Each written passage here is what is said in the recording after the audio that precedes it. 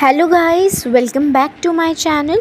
तो आज हम पढ़ने वाले हैं functional system of the cell, यानी कि क्या फंक्शन होते हैं सेल के अंदर, वो उसका पूरा सिस्टम हम यहाँ पे आज पढ़ने वाले हैं। ठीक है, थोड़ा सा लंबा रहेगा लेक्चर। तो देखिए, एंडोसाइटोसिस, लार्ज पार्टिकल्स की एंट्री इसी प्रोसेस से होती है। किस प्रोसेस से? एंडोसाइटोसिस। एंडो का मतलब इनसाइड और साइटोसिस मतलब सेल के अंदर आना। ठीक है, तो सेल के अंदर लार्ज पार्टिकल्स की एंट्री होना एंडोसाइटोसिस कहलाता है। ठीक है, बेसिक देख लो, सेल्स को न्यूट्रिएंट्स चाहिए, इसलिए वो बाहर से लेता है। ठीक है, सेल्स कहाँ से न्यूट्रिएंट्स लेता है? तो वो बाहर से न्यूट्रिएंट्स लेता है। स्मॉल सब्सटेंसेस किसके थ्रू आ जाते हैं? डिफ्यूजन या एक्टिव ट्रांसपोर्ट के थ्रू आ जाते हैं। पर जो कुछ लार्ज पार्टिकल्स होते हैं वो एंडोसाइटोसिस की ही हेल्प से आ सकते हैं। ठीक है, डिफ्यूजन क्या होता है? तो random movement of molecules from high concentration to low concentration, जो आपने पढ़ा था वही है। ठीक है, तो रैंडम मूवमेंट ऑफ मॉलिक्यूल्स के थ्रू आ जाते हैं। किसके कैसे आएंगे? मेम्ब्रेन के अंदर कुछ पोर्स होते हैं, जो बायलिपिड लेयर होती है, वो जो लिपिड सॉल्यूबल सब्सटेंसेस है वो वैसे आ जाएंगे, उन पोर्स के थ्रू आ जाएंगे मेम्ब्रेन की। ऐसे डिफ्यूजन के थ्रू आ जाएंगे। एक्टिव ट्रांसपोर्ट के थ्रू कैसे आएंगे? तो प्रोटीन कैरियर्स यूज़ होते हैं यहाँ पर। ठीक है, एनर्जी रिक्वायर्ड होती है। जो सब्सटेंस होता है उसको अगेंस्ट ग्रेडियंट ले जाता है। देखो, ग्रेडियंट मतलब एक फ़्लो में जाना और अगेंस्ट ग्रेडियंट मतलब उस फ्लो के अपोजिट जाना।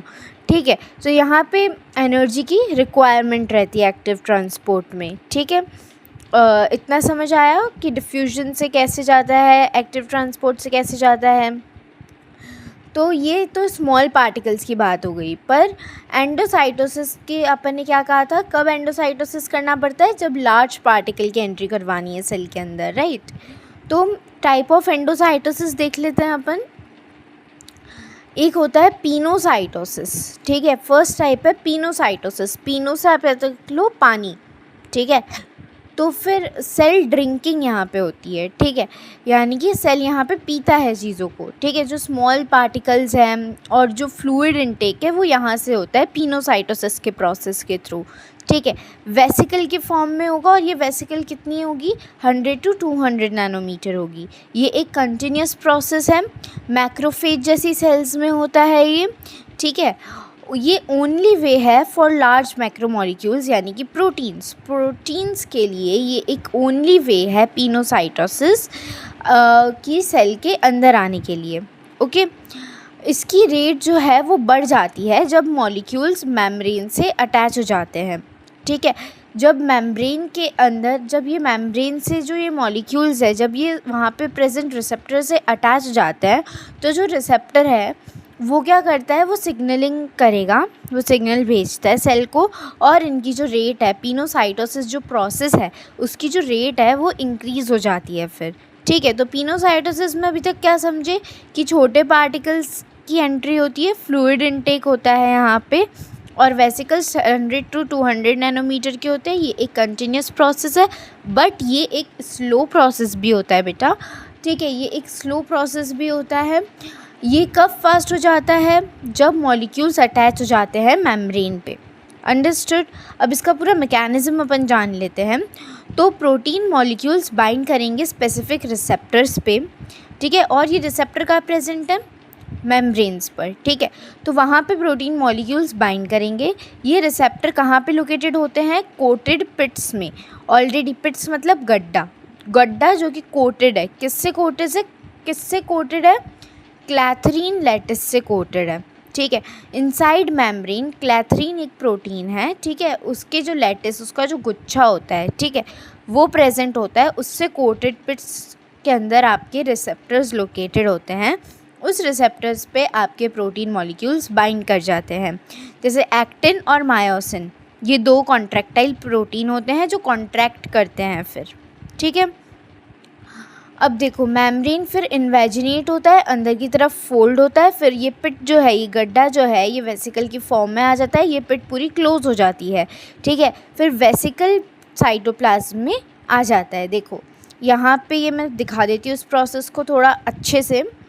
तो यहाँ पे आप देख सकते हो कि ये आपका मॉलिक्यूल, लाइगेंड जो भी कहो, इसको मॉलिक्यूल भी कह सकते हैं। यहाँ पे रिसेप्टर प्रेजेंट होता है, ये सेल मेम्ब्रेन है, ये कोटेड पिट है, यहाँ पे क्लैथरीन की लेटिस है ये, ठीक है। अब यहाँ पे क्या हो रहा है, ये वेसिकल यहाँ पे इन्वेजिनेट करेगा, ये कोटेड वेसिकल के थ्रू ये जो है मॉलिक्यूल अंदर आ जाता है, ठीक है। इतनी बात समझ आ गई? ओके। अब अपन बात कर लेते हैं रिक्वायरमेंट किस चीज़ की होती है इन सब चीज़ों के लिए, यानी पिनोसाइटोसिस के प्रोसेस के लिए रिक्वायरमेंट किस चीज़ की होती है।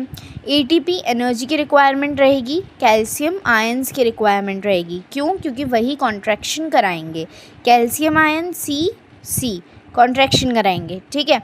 अब अपन फैगोसाइटोसिस की बात करते हैं, तो ये होता है सेल ईटिंग। वो सेल ड्रिंकिंग था पिनोसाइटोसिस, और फैगोसाइटोसिस होता है सेल ईटिंग, ठीक है। लार्ज पार्टिकल जैसे कि bacteria, dead cells, tissue debris.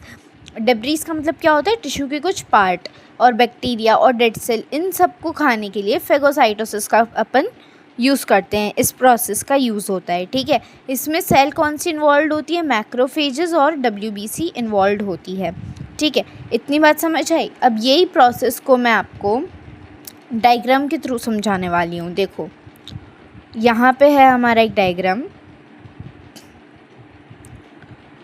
ये रहा, ठीक है। यहाँ पे देखो पिनोसाइटोसिस का पूरा आपको समझ आ जाएगा। मैं बताई थी यहाँ पे क्लैथरिन की क्या होती है?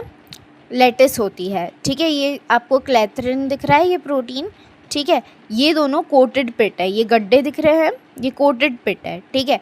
ये जो ग्रीन कलर के दिख रहे हैं वो हैं रिसेप्टर्स, और जो ब्लू कलर के दिख रहे हैं वो है प्रोटीन्स, यानी कि जो भी मॉलिक्यूल्स हैं, ठीक है।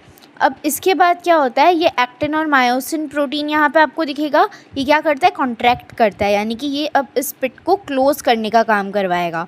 तो अब क्या हो जाएगा, ये पिट क्लोज़ हो जाएगी और ये वेसिकल के फॉर्म में बन जाएगा। ये क्या हो जाएंगे? ये क्या है? डिज़ोल्व क्लैथरीन है, इसके अंदर अपने मॉलिक्यूल्स हैं, ठीक है। रिसेप्टर्स है, मॉलिक्यूल्स है, यानी कि प्रोटीन्स वगैरह हैं, ठीक है।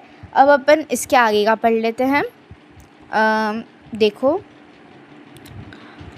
अब हम बात करेंगे ऑस्पोनाइजेशन की।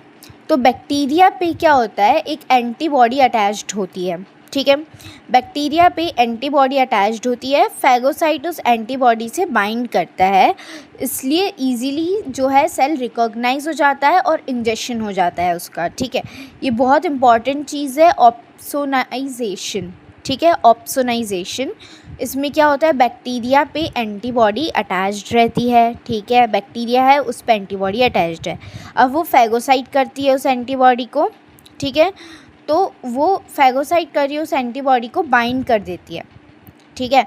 वो उसको बाइंड कर देगा तो फिर ईज़िली रिकॉग्निशन हो जाएगा उस एंटीबॉडी के थ्रू, और वो डाइजेस्ट हो जाएगा बैक्टीरिया। समझ आ रही है इस चीज़ की? ठीक है। स्टेप्स क्या हैं? देखो, सबसे पहले particle bind with receptor, particles यहाँ पे रिसेप्टर से बाइंड करेंगे, ठीक है। फिर मेम्ब्रेन एजेस इवेजिनेट आउटवर्ड, अब वो आउटवर्ड मेम्ब्रेन जा रही है। जिपर लाइक अटैचमेंट यहाँ पे हो रहा है, पार्टिकल इनक्लोज हो रहे हैं, जैसे पिनोसाइटोसिस में था वैसे ही हो रहा है, बट यहाँ पे आपका जो प्रोटीन काम आ रहा है वो है एक्टिन फाइब्रिल्स, ठीक है। एक्टिन प्रोटीन काम आ रहा है कॉन्ट्रैक्ट करने के लिए, वेसिकल को पुश करने के लिए अंदर से, ठीक है। फिर वेसिकल मेम्ब्रेन पिंच ऑफ, फिर वो साइटोप्लाज्म में चली जाती है। अंडरस्टूड?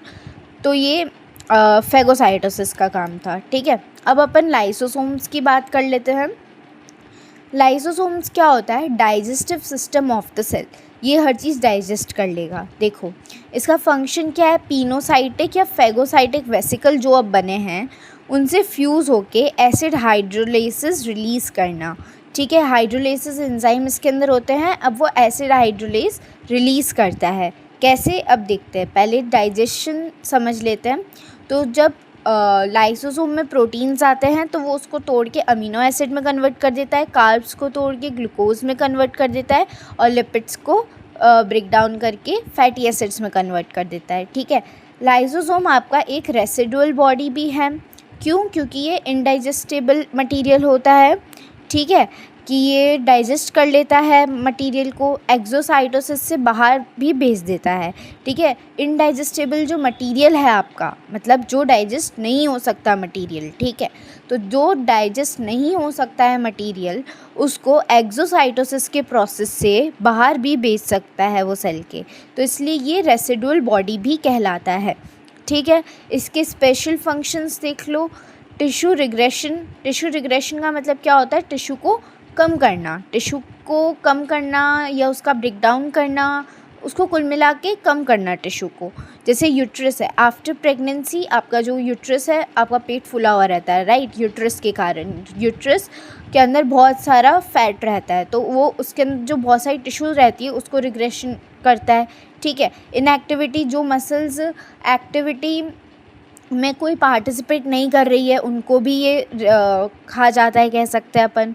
और मैमरी ग्लैंड्स, लैक्टेशन के बाद मैमरी ग्लैंड्स का भी ये क्या करेगा?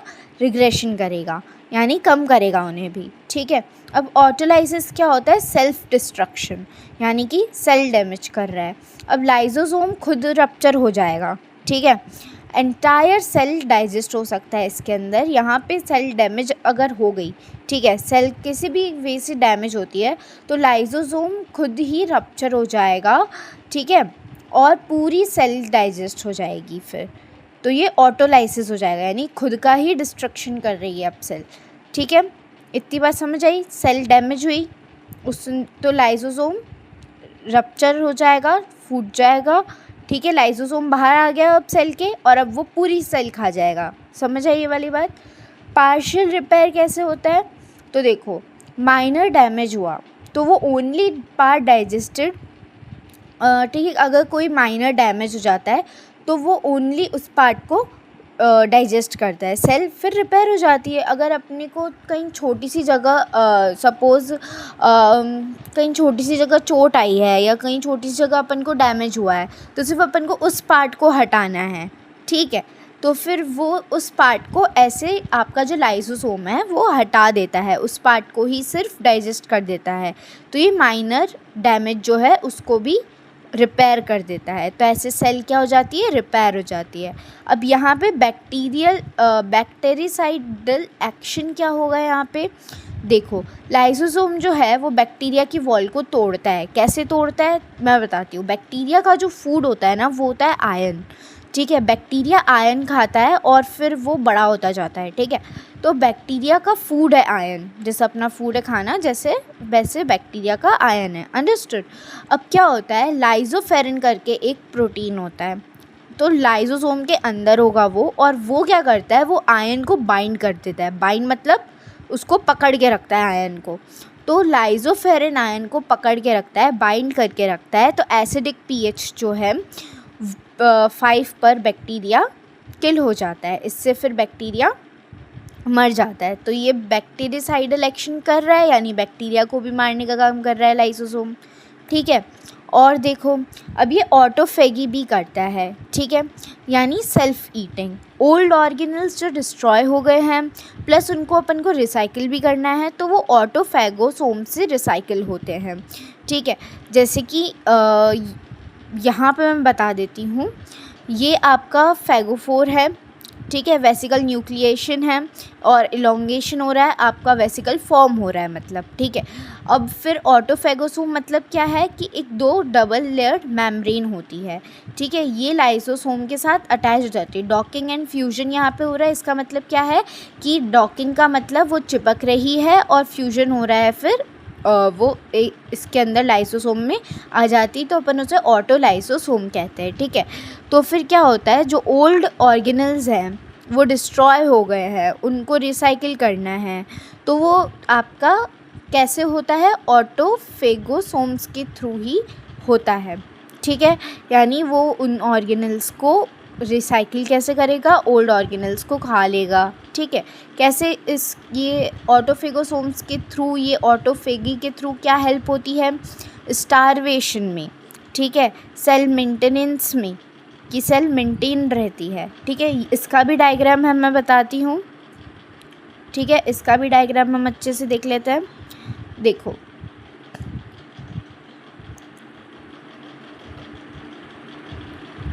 हाँ, तो यहाँ पे आपका मॉलिक्यूल्स थे, प्रोटीन थे, यहाँ पे आपका कैथरीन वॉल वगैरह से सब कुछ जो भी हुआ, ठीक है, आपके एंटर हो गए क्या चीज़, पिनोसाइटोटिक या फैगोसाइटोटिक वेसिकल्स बन गए अब, ठीक है।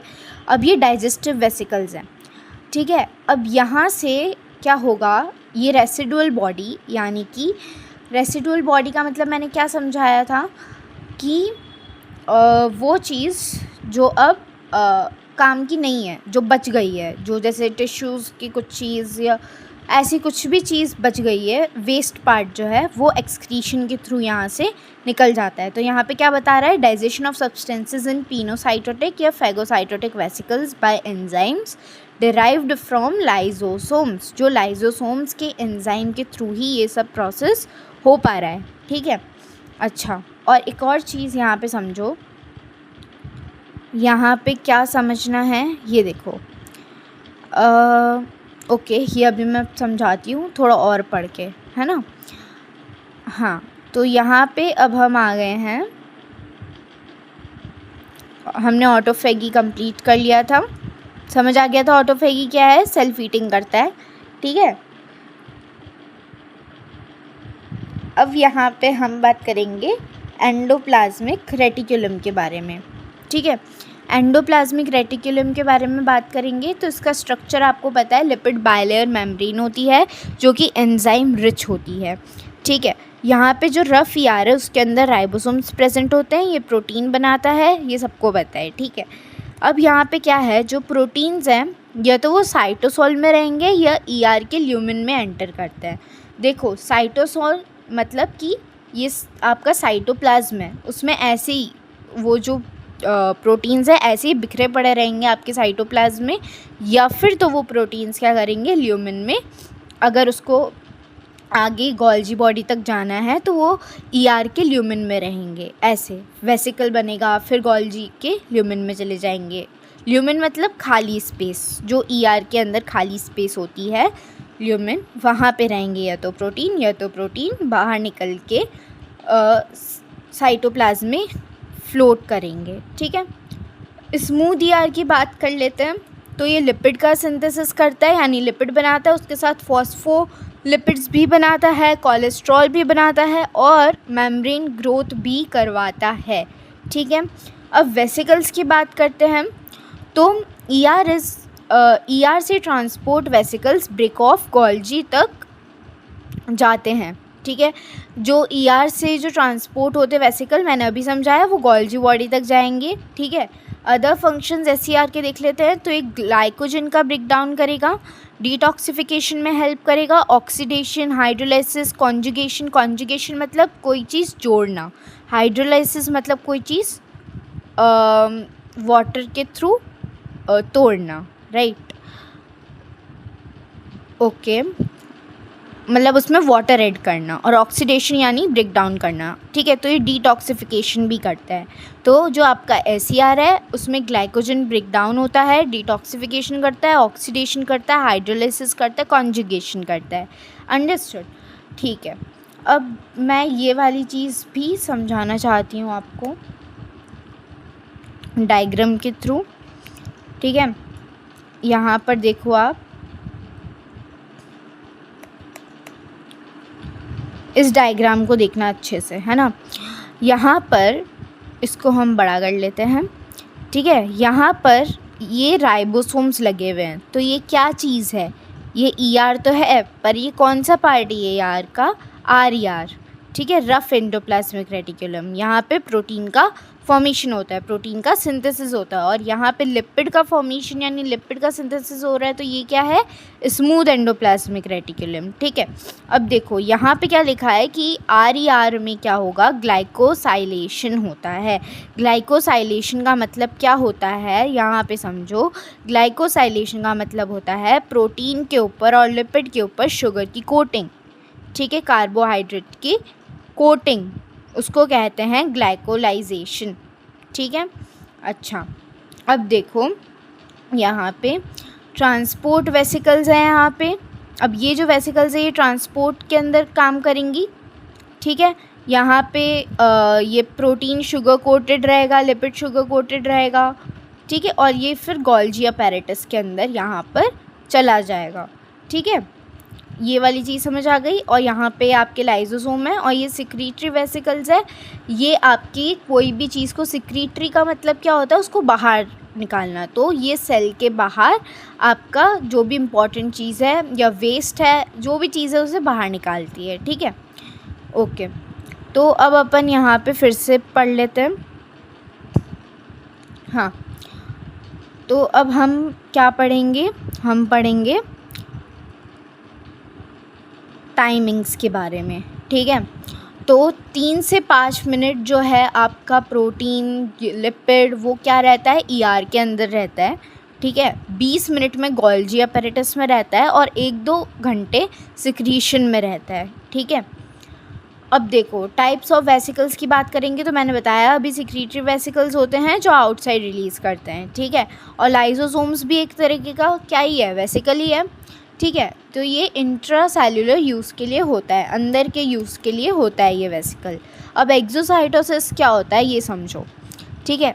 वेसिकल प्लस मेम्ब्रेन जब फ्यूज़ हो जाती है, ठीक है, तो उसको अपन क्या कहेंगे, एक्सोसाइटोसिस कहेंगे, ठीक है। कैल्शियम यहाँ पे रिक्वायर्ड रहता है। अब वेसिकल और मेम्ब्रेन आपस में दोनों फ्यूज़ हो गई, ठीक है, तो उसको अपन एक्सोसाइटोसिस कहेंगे।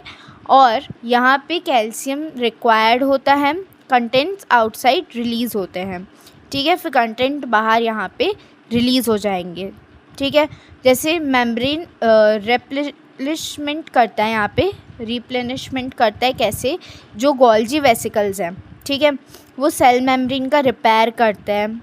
और ये इम्पॉर्टेंट होता है आफ्टर एंडोसाइटोसिस, सेल मेम्ब्रेन का रिपेयर होना एंडोसाइटोसिस के बाद क्या होता है, बहुत इम्पॉर्टेंट होता है, जो कि गोल्जी के वेसिकल्स करेंगे। अंडरस्टूड। एक्सोसाइटोसिस मतलब समझ आया ना, एक्सो मतलब एग्जिट करना, सेल के बाहर, ठीक है। कैसे सेल के बाहर करेंगे, वेसिकल प्लस मेम्ब्रेन फ्यूज़ हो जाएगी, फिर वो बाहर चले जाएगी वेसिकल के फॉर्म में, ऐसे ही होता है सबका, ठीक है। अच्छा, अब माइटोकॉन्ड्रिया की बात कर लेते हैं जो कि पावर हाउस होता है, ठीक है। इसका फंक्शन क्या है, फूड और ऑक्सीजन को मिलाकर एनर्जी, फूड और ऑक्सीजन लेकर एनर्जी बनाता है ये, ठीक है। और इसी एनर्जी को वो स्टोर करके रखता है एटीपी के फॉर्म में, एडेनोसाइन ट्राइफॉस्फेट के फॉर्म में। अब यहाँ पे फूड कन्वर्जन करता है, वो कार्ब्स को ग्लूकोज में कन्वर्ट करता है, प्रोटीन को अमाइनो एसिड में कन्वर्ट करता है और फैट को फैटी एसिड में कन्वर्ट करता है, सिंपल, ठीक है। अब एटीपी का स्ट्रक्चर आप जान जाओ। एटीपी का जो स्ट्रक्चर होता है उसके अंदर एडेनाइन होता है, राइबोज होता है और 3 फॉस्फेट होते हैं। फॉस्फेट के मतलब 3 बॉन्ड्स आप ये मानो, ठीक है। तो यहाँ पे जो लास्ट के 2 बॉन्ड है उसमें बहुत ज़्यादा एनर्जी होती है, ठीक है, यानी वो बहुत ज़्यादा एनर्जी रिलीज़ कर सकते हैं, ठीक है। एटीपी का वर्किंग अगर अपन देखेंगे तो एटीपी पहले एडीपी प्लस एनर्जी देगा, कन्वर्ट होगा, ये एटीपी ब्रेकडाउन होगा एडीपी और एनर्जी में, एडीपी यानी एडेनोसाइन डाइफॉस्फेट में, ठीक है। और एनर्जी रिलीज़ होगी, बहुत सारी एनर्जी रिलीज़ होगी, ठीक है। फिर अब ये एडीपी फिर से एटीपी में रिफॉर्म होगा, ठीक है। ये ऐसे ही आपका एटीपी वर्क करता है। एटीपी का फॉर्मेशन देखते कैसे होता है, तो कुछ ग्लाइकोलाइसिस के थ्रू होता है जो साइटोप्लाज्म में होगा, और कुछ माइटोकॉन्ड्रिया के अंदर होगा जो कि पायरुवेट आपकी पूरी क्रेब्स साइकिल वगैरह वगैरह के थ्रू होगा, ठीक है। तो सबसे पहले जो साइटोप्लाज्म में होगा ग्लाइकोलाइसिस के थ्रू, वो देख लेते हैं। तो ग्लूकोज जो है वो कन्वर्ट हो जाएगा पायरुविक एसिड में और लेस देन 5% एटीपी ये फॉर्म करेगा, ठीक है। और माइटोकॉन्ड्रिया में 95% एटीपी फॉर्म होता है। ये जो पायरुवेट है ये एसिटाइल कोएंजाइम ए में कन्वर्ट होती है, ठीक है, और ये एंटर करती है क्रेब्स साइकिल्स के अंदर। क्रेब्स साइकिल में क्या होता है, जो आपका एसिटाइल कोएंजाइम ए है ये किस में कन्वर्ट होता है, कार्बन डाइऑक्साइड और H+ आयन में। अब कार्बन डाइऑक्साइड तो बॉडी के बाहर चला जाएगा, पर अब जो H है वो आपके यानी हाइड्रोजन ऑक्सीजन के साथ मिलके और एनर्जी रिलीज़ करेंगे, ठीक है।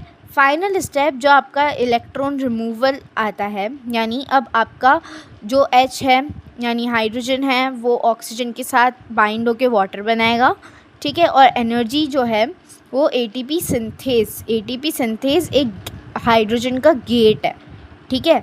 तो हाइड्रोजन का गेट है, यहाँ से ही आपकी एनर्जी आ रही है, यानी अब आपका ADP जो है वो ATP में कन्वर्ट हो जाता है, ठीक है। इसी प्रोसेस को अपन कहते हैं कीमियोऑस्मोटिक मैकेनिज़्म, केमियोऑस्मोटिक मैकेनिज़्म, ठीक है। क्या हो रहा है, इलेक्ट्रॉन रिमूव हो रहा है बस, और कुछ नहीं हो रहा है, ठीक है।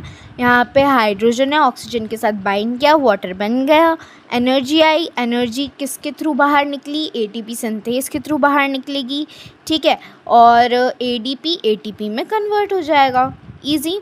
अब इसको मैं डायग्राम के थ्रू समझाऊंगी तो आपको बहुत ईजी लगने वाला है ये चीज़। ये यहाँ पर सबसे पहले तो हम ये देखेंगे, ठीक है। सबसे पहले तो ये वाला डायग्राम देख लेते हैं। यहाँ पे वेसिकल न्यूक्लिएशन हुआ, ये किस चीज़ का डायग्राम है पहले ही बता देती हूँ, ये ऑटोफेगी जो अपन ने पढ़ा है उसका डायग्राम है, ठीक है। तो ऑटोफेगी में क्या होता है, वेसिकल फॉर्म होने लगता है, ठीक है। आइसोलेशन मेम्ब्रेन यहाँ पे आपको देखने को मिलेगा, ऑटोसोम फॉर्मेशन यहाँ पे देखने को मिलेगा, फिर ऑटोफेगोसोम फाइनली यहाँ पे फॉर्म हो जाएगा। अब ये लाइसोसोम जो है ये डॉकिंग एंड फ्यूजन, ये मैंने पहले ही बता दिया था। डॉकिंग मतलब स्टिक होना और फ्यूजन मतलब फिर फ्यूज़ हो जाना, तो फिर ये होगा लाइसोसोम का ऑटो लाइसोसोम बन जाएगा फिर ये पूरा, ठीक है। फिर वेसिकल का ब्रेक डाउन हो जाएगा, ठीक है। फिर ये पूरी जो वेसिकल होगी उसका ब्रेक डाउन हो जाएगा, डिग्रेडेशन हो जाएगा, अंडरस्टूड। डिग्रेडेशन यानी डिस्ट्रक्शन हो जाएगा पूरा, अंडरस्टूड, ठीक है। अब यहाँ पर देखो ज़रा, यहाँ पे हम बात करने वाले हैं मेन जो आपकी बात है, ATP क्या है, कैसे कर रहा है। तो देखो ये आपका साइटोप्लाज्म है पूरा, ठीक है, और ये माइटोकॉन्ड्रिया है, ठीक है। इसको आराम से समझते हैं डायग्राम को, ठीक है। और ये सेल मेम्ब्रेन है ना। अब क्या हो रहा है, मैंने कहा था 2 तरीके से ATP बनता है। देखो एक चीज़, ये चीज़ ध्यान रखो कि टोटल ATP जो है वो है 38 होता है, ठीक है। 2% जो होता है वो ग्लाइकोलाइसिस के प्रोसेस के थ्रू आएगा, और बाकी का 36 इलेक्ट्रॉन ट्रांसपोर्ट चेन जो है जिसमें क्रेब्स साइकिल वगैरह वगैरह आएगी उसके थ्रू आएगा, ठीक है। अब देखो यहाँ पे कैसे होता है, ग्लूकोज, फैटी एसिड और अमाइनो एसिड्स ये सब एंटर करते हैं आपके साइटोप्लाज्म में, ब्रेक डाउन हो गया इनका, माइटोकॉन्ड्रिया करेगा, ठीक है। अब यहाँ पे ये इसके अंदर आ जाते हैं, ठीक है। अब क्या होगा कि फैटी एसिड और अमाइनो एसिड जो है वो एसिटो एसिटिक एसिड में कन्वर्ट हो जाएंगे माइटोकॉन्ड्रिया के अंदर, ठीक है। और जो आपका ग्लूकोज जो है जो GI में कन्वर्ट हो गया है, ठीक है। जो ग्लूकोज जो है आपका सॉरी GI नहीं GL लिखा था, ये ग्लूकोज जो है यहाँ पे ये 2 ADP ATP में फॉर्म हो जाएंगे। 2 ADP यहाँ पे ATP में फॉर्म हो रहे हैं, यानी कि साइटोप्लाज्म में फॉर्म हो रहे हैं, मैंने बता दिया था। तो 2 ATP तो यहाँ पे फॉर्म हो गए, ठीक है। इनका देखो, पर फिर भी ये ग्लूकोज जाएगा पायरुविक एसिड के फॉर्म में, किसके अंदर, माइटोकॉन्ड्रिया के अंदर। अब जो ये फैटी एसिड और अमाइनो एसिड एसिटो एसिटिक एसिड के फॉर्म में आए थे और ग्लूकोज पायरुविक एसिड के फॉर्म में आया था, अब ये दोनों के दोनों एसिटाइल कोएंजाइम A बनाते हैं, ठीक है। एसिटाइल कोएंजाइम A बनाएंगे तो यहाँ पर ये क्या करेगा, ये आपका एक तो वाटर प्लस कार्बन डाइऑक्साइड मिलेगा, तो वाटर को बाहर भेजेगा और कार्बन डाइऑक्साइड को भी बाहर भेजेगा, साइटोप्लाज्म में भेजेगा। क्यों, क्योंकि ऑक्सीजन यहाँ पे आ रहा है, यहाँ पे ऑक्सीजन आता है इस साइकिल में, फिर वो वाटर और कार्बन डाइऑक्साइड बनाता है और ये इसको कार्बन डाइऑक्साइड और वाटर को बाहर भेजता है, ठीक है। माइटोकॉन्ड्रिया से बाहर भेजता है, सेल से बाहर भेजता है, ठीक है। और यहाँ पे ये क्या करेगा, अब 36 ADP जो आपके साइटोप्लाज्म में था वो आपके इलेक्ट्रॉन ट्रांसपोर्ट सिस्टम के थ्रू एसिटाइल कोएंजाइम A के थ्रू ADP ATP में चेंज हो जाएगा यहाँ पर, ठीक है। ADP और ATP में चेंज होगा, ये एसिटाइल कोएंजाइम A के थ्रू हो रहा है हर चीज़ यहाँ पर, और फिर यहाँ पे 36 ATP रिलीज़ हो जाता है सेल के अंदर, सेल के बाहर। फिर से किसके थ्रू हो रहा है ये रिलीज़, ये हो रहा है माइटोकॉन्ड्रिया के थ्रू। ADP किस में कन्वर्ट हो गया, ATP में कन्वर्ट हो गया, यानी डाइफॉस्फेट ट्राइफॉस्फेट में कन्वर्ट हो गया। किसके थ्रू हुआ, माइटोकॉन्ड्रिया के थ्रू हुआ। ठीक है, तो एक प्रोसेस तो यहाँ पे हो रहा है, 2 ATP यहाँ पे बन रहा है और बाकी का 36 ATP यहाँ पे बन रहा है। तो टोटल ATP कितना बन गया, 38 बन गया। समझ आ गई ये पूरा डायग्राम। ठीक है, आई होप सो ये पूरा डायग्राम आपको समझ आ गया होगा। ठीक है, अब अपन ATP का यूज़ देख लेते हैं क्या क्या चीज़ में होता है। तो ये ट्रांसपोर्ट में होता है, सोडियम पोटेशियम कैल्शियम इन सब का ट्रांसपोर्ट में होगा। सिंथेसिस करता है, क्या क्या बनाता है, तो प्रोटीन बनाता है, लिपिड बनाता है। Protein synthesis needs 1000 ATP। ठीक है, प्रोटीन बनाने के लिए थाउजेंड्स में ATP चाहिए रहता है। मैकेनिकल वर्क इसका क्या होता है, मैकेनिकल वर्क करता है जैसे कि मसल का कॉन्ट्रैक्शन कराना, सिलिया का मूवमेंट कराना, अमीबॉइड का मूवमेंट कराना, ये सब कौन करता है, ATP ये सारे काम करेगा। तो एक फाइनल मास्टर फ्लो आपको यहाँ पे देखने को मिलेगा। उससे पहले मैं ये इसका भी एक डायग्राम है वो समझा देती हूँ। ठीक है, ये रहा इसका डायग्राम। तो यहाँ पे आप देखो ज़रा, यहाँ पे बताया है कैसे यूज़ ऑफ एडेनोसाइन ट्राइफॉस्फेट हुआ है to provide energy for 3 major cellular function, transport, protein synthesis and muscle contraction.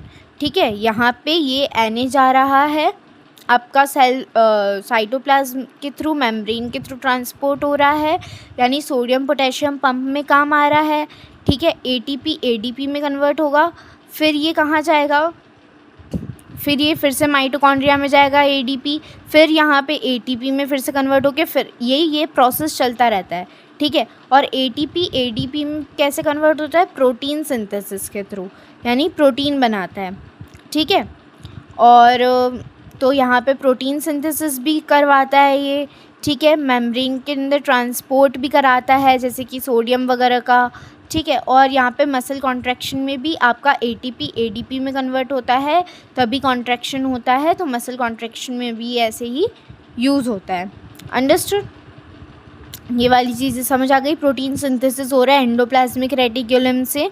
ठीक है, और बाकी चीज़ें तो समझ आ गई। माइटोकॉन्ड्रिया में ATP स्टोर्ड रहता है, तो बाकी के फंक्शन वो करवा रहा है।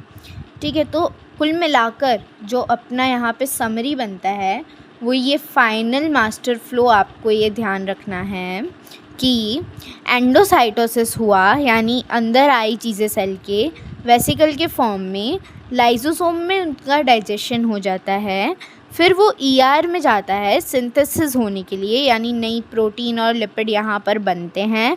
फिर गोल्जी बॉडी में उसका मॉडिफिकेशन, पैकेजिंग ये सब होता है।